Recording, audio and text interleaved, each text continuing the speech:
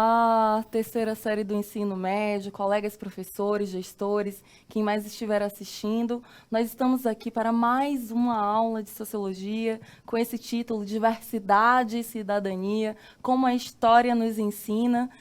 A professora Fabiana, queridíssima, está de férias, está descansando, e eu convidei para conversar sobre cidadania e história a querida professora Janaína Jardim. Janaína, que prazer imenso te ter aqui participando dessa aula de Sociologia. Obrigada, então, sejam bem-vindos a essa aula de Sociologia e vamos conversar um pouco, sobre como que a história nos ensina. É uma aula interdisciplinar, História e Sociologia. Sempre, a história sempre nos ajuda, a gente diz sempre nessa aula de Sociologia que nenhum direito cai do céu, aí os professores, Fernando, Flávio, sempre aí colaboram aí, refletindo com a gente sobre essa dimensão. Nós precisamos nos situar dentro da história para entender a construção da cidadania e da não cidadania também. E nada melhor do que refletir a partir dessa habilidade de retomada, que é sensibilizar-se em relação às tensões que ocorrem na formação da diversidade brasileira.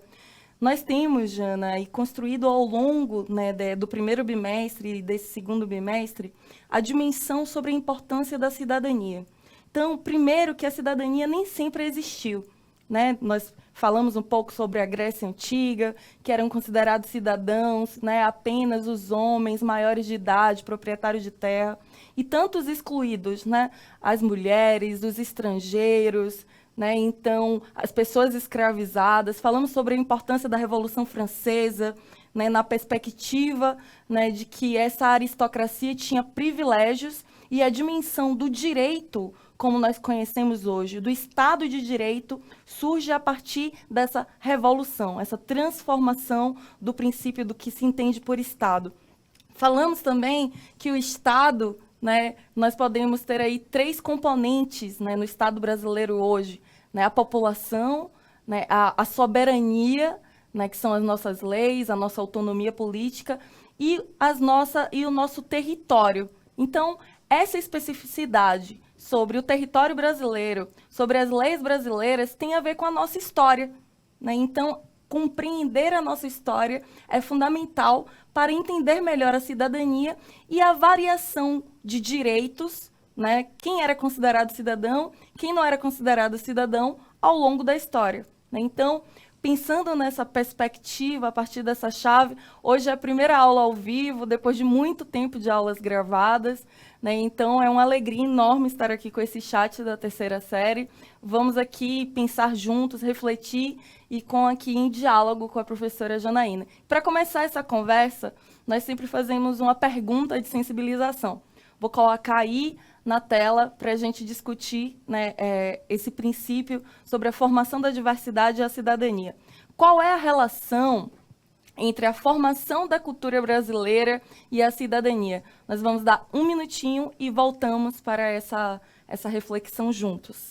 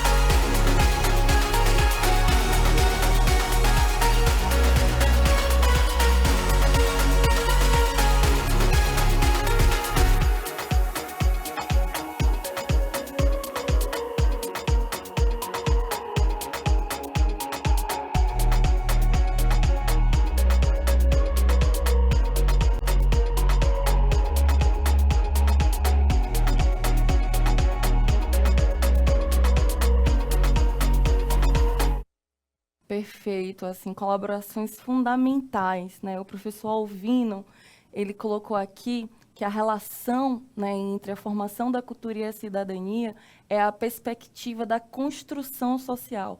Essa é uma máxima da sociologia. Nós estamos sempre falando com os nossos estudantes, dentro da sociedade, o que diz respeito às relações humanas, nada é natural. Tudo é construção social, construção dos grupos, no seu território, no seu período. Né? E isso faz toda a diferença. Nos situarmos historicamente permite não só que a gente entenda o passado, permite que a gente entenda o presente, quais são os avanços e os retrocessos que nós estamos vivendo.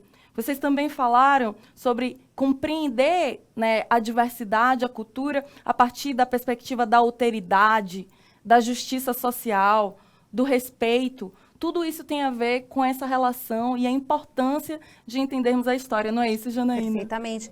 E até pensando assim do ponto de vista histórico, né, a formação da cultura brasileira e da cidadania, quando os europeus eles chegam aqui na América, vamos falar da América Portuguesa, assim, bem rapidamente, eles têm uma dificuldade muito grande em entender o indígena como um ser humano, né? Então, logo na carta de Pero Vaz de Caminha, a gente até conversou sobre isso, os europeus dizem assim, né? Olha, eles não criam e não lavram, eles se alimentam de um inhame aí que a terra dá para eles. Então, esses indígenas nem foram entendidos como pessoas, que dirá cidadãos, né? E isso é uma colocação fundamental que nós temos debatido aqui. Inclusive, a outra aula, nós falamos sobre direito indígena, colocamos aí um vídeo sobre demarcação das terras indígenas, sobre os povos originários. Então, essa referência ao processo de colonização já nos coloca, né, nos situa dentro de uma determinada cultura específica, né, que é a cultura brasileira. Então, nós também vimos que a cultura brasileira tem uma história, né, e essa história tem a ver com os povos originários da terra, as diferentes etnias, tem a ver com a chegada dos portugueses, né, e o genocídio indígena, o processo de escravidão. Então, como não entender as relações de preconceito racial, né, do patriarcado em relação às desigualdades de gênero, sobre as questões relativas às desigualdades econômicas, se não tivermos um olhar para a história? Então, né, Jana, o professor colocou aqui, olha, quando nós falamos sobre cidadania e sobre história, nós podemos situar historicamente como foi construído os direitos civis, os direitos políticos e os direitos sociais no Brasil. Então, quando nós olhamos para as constituições, vou colocar aqui só para nós lembrarmos, as constituições expressam diversidade, sim. Né? Como nós já vimos, as constituições brasileiras expressam o seu período, a sua época, a sua cultura. E foram necessárias muitas lutas até chegarmos ao conceito de cidadania que temos hoje. Então, como identificarmos quem tinha os direitos civis, os direitos políticos e os direitos sociais? Nem sempre esses direitos foram garantidos e é isso que nós podemos refletir, não é? Exatamente. Inclusive aqui, ó, o professor Denivaldo, ele está dizendo assim como os negros não eram tidos como animais e não tinham alma, né? Ele está se referindo a negros e indígenas. Olha só, a primeira Constituição, né, que a gente tem do Brasil Imperial, ela não declarava que existia uma escravidão no Brasil. Até porque essa primeira Constituição, ela é inspirada ali pelo liberalismo, né? Nós tínhamos um movimento onde John Locke, por exemplo, falava sobre os direitos inalienáveis do Sim. homem. Então, a primeira Constituição, que é essa que a professora mostrou, até ia pedir para voltar na tela, a de 1824, do Brasil Império, ela não está estabelecido lá a escravidão. Só que como que eles fazem, né? Eles vão separar os cidadãos em 3 tipos. Então, nós temos as pessoas que são livres, os ingênuos, que são aqueles nascidos livres, que são filhos de escravos, mas são livres, e nós temos os libertos, então livres, ingênuos e libertos. E aí a gente começa a inferir que se existem essas 3 classes, nós podemos inferir que existe então um escravizado. Ela não está dizendo diretamente que existe escravidão, mas quando ela separa 3 castas, né, tem 3 grupos de cidadãos, ali a gente pode pensar que nas entrelinhas existe a escravidão declarada também. Nós temos essa tradução, né, Jana, sobre o ingênuo, né? Quem era o ingênuo? O ingênuo era o filho de uma escrava, então ele é livre. Ele nasce livre, são as crianças do ventre livre, né? Ele é um ingênuo.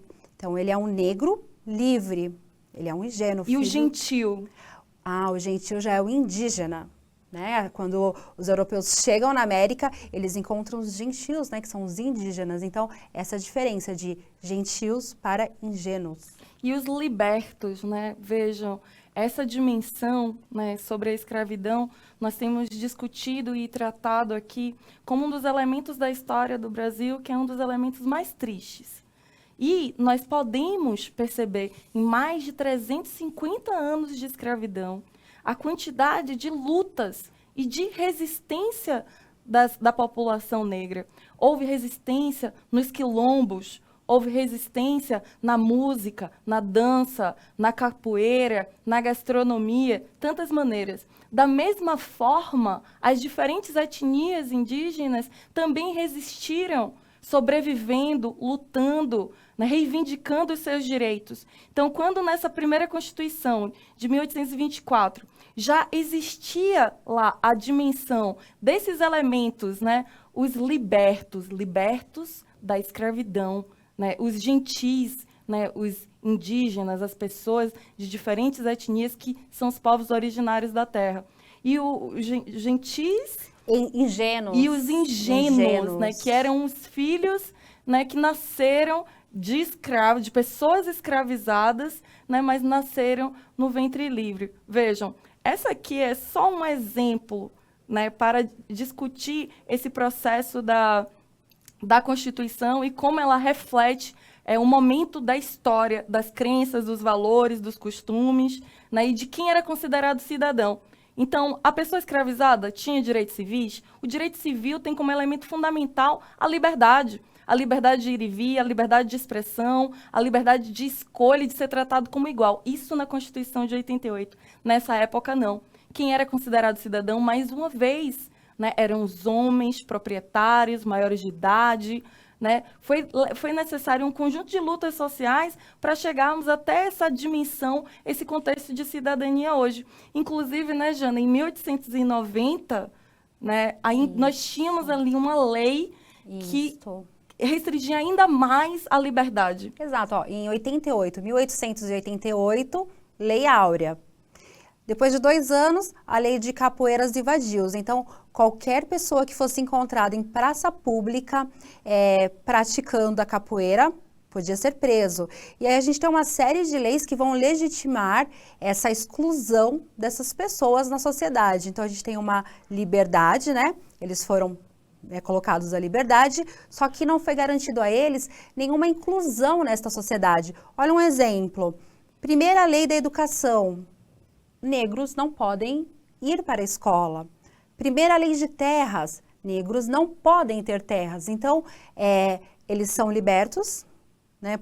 Aí a gente vai entrar numa questão política e social muito grande em relação à Inglaterra, mas eles são libertos, mas não são inseridos nessa sociedade enquanto cidadãos. Muito pelo contrário, eles são excluídos da sociedade, né? E esse resultado dessa exclusão e a própria abolição, a forma eurocêntrica que se conta a história da abolição, né, nós precisamos rever, né, porque, como nós falamos, a resistência começa com o próprio processo de escravidão, dos tumbeiros, navios negreiros, né, que existia já a resistência, né, da população negra. Chegando aqui, nós já falamos, né, os quilombos, as diferentes formas de manifestação da cultura, da religião, assim também com a comunidade indígena. Mas veja como é que o Estado, naquela época, produzia leis que impedia que esses sujeitos históricos, esses grupos determinados, que hoje nós podemos chamar de minorias sociais, nós falamos isso na aula da primeira série. Então, quem são as minorias? As minorias são grupos, são categorias, grupos inteiros produzidos pela história que não possuem representatividade, que não possuem visibilidade. E mesmo hoje, em pleno século XXI, depois de passar por diversas resistências ao longo da história, ainda não têm os seus direitos garantidos. Por isso que entender a diversidade da formação da cultura brasileira, esse olhar para a história, esse olhar para constituições, nos permite valorizar a Constituição de 88 hoje. É a Constituição cidadã, é a Constituição em que inclui todos. Entretanto, isso acontece na letra da lei, né? Entretanto, isso não está ainda garantida na sua forma plena, em que todos tenham dignidade, trabalho, saúde, educação. Então, esse olhar para a história nos permite entender que nada é natural. O racismo não é natural, né? A violência contra a mulher não é natural, né? A discriminação contra pessoas LGBT não é natural, tem a ver com a cultura, tem a ver com as crenças. E como as culturas elas são construídas, elas também podem ser desconstruídas. E esses grupos marginalizados, essas minorias, ao longo de toda a história, lutam para ter os seus direitos garantidos. É o caso das mulheres, né, Janaína? Exatamente. Que no Código Civil de 1916, elas precisavam, nós, enquanto, né, mulheres daquela época, elas precisavam da autorização dos seus maridos para trabalhar, para estudar, e não tinham direito ao voto. Nós só conquistamos o direito ao voto em 1932. Então, essa história do Brasil, a história, as exclusões dos grupos sociais e a inclusão, né, desses indivíduos dentro das leis máximas do país, de um Estado, e nós tivemos aí 7 constituições, foi necessário muitas reivindicações, né? Exato, e até falávamos sobre as minorias na aula passada, né?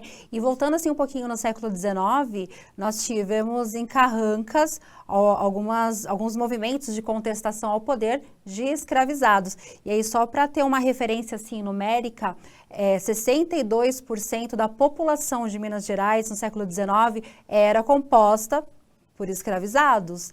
Então, uma imensa maioria. E aí, as elites, elas conseguem, através das leis, uma série de aparatos para excluir, para penalizar essas pessoas, né, esses escravizados que estavam aqui. Muito se fala sobre a escravidão, mas na antiguidade também existia, na África também houve a escravidão. Mas a forma como a escravidão ela aconteceu aqui no Brasil, o Brasil foi o país que mais teve escravizados, ela foi extremamente cruel, ela foi capitalista, né, porque ele não era um escravo por dívida, ou por guerra, mas simplesmente para que alguém pudesse ganhar, né? Era escravo. A objetificação do outro. Então, você desumaniza, você constrói uma narrativa de uma inferioridade, você constrói uma narrativa de que o indivíduo não tem alma, você retira dele essa humanidade para você tratar ele como se fosse um objeto. E se é um objeto, pode virar uma mercadoria. E se é uma mercadoria, está produzindo lucro. E se está produzindo lucro para alguém que está ganhando em torno do processo de escravização. E mesmo essa escravização, ela não foi aleatória, né? As pessoas que eram escravizadas, lá na África, tinha sua etnia, tinha sua cultura, tinha sua família e tinha seus saberes tecnológicos, não é, Janaína? Exatamente. Saberes estes que foram aproveitados aqui em todos os ciclos econômicos que nós tivemos no Brasil. Foi aproveitado saberes e técnicas ancestrais dos povos africanos. Então, é importante sempre dizer assim, se o Brasil ele teve vários ciclos econômicos e enriqueceu em alguns momentos da história, é porque africanos estavam aqui no Brasil com seus saberes e técnicas e ajudaram também o nosso país a crescer, né? Economicamente, politicamente, isso é importante também de frisar. E aí a gente tem uma questão também que depois, né, a gente está percorrendo aí vários momentos da história, mas é importante lembrar que nós tivemos aqui no Brasil, inclusive, leis eugenistas. Depois que teve a abolição da escravidão, aí depois uma série de leis que excluiu o negro da sociedade, ainda nós tivemos aí em 1890 uma lei onde o Congresso tinha que dar uma permissão para que pessoas da África viessem para o Brasil, com o intuito do quê? De clarear a população. Então, escravizou-se, excluiu e depois não permitiu que eles entrassem aqui no Brasil. Perfeito. E como é que nós podemos refletir, né, essa dimensão que a professora Janaína acabou de colocar? Então, vejam, em 1888, nós tivemos a abolição. Já desconstruímos essa ideia de que a abolição ela foi uma boa ação, simplesmente não. É resultado de resistência, de lutas da própria população negra escravizada no Brasil. Então, tivemos em 1888, século XIX.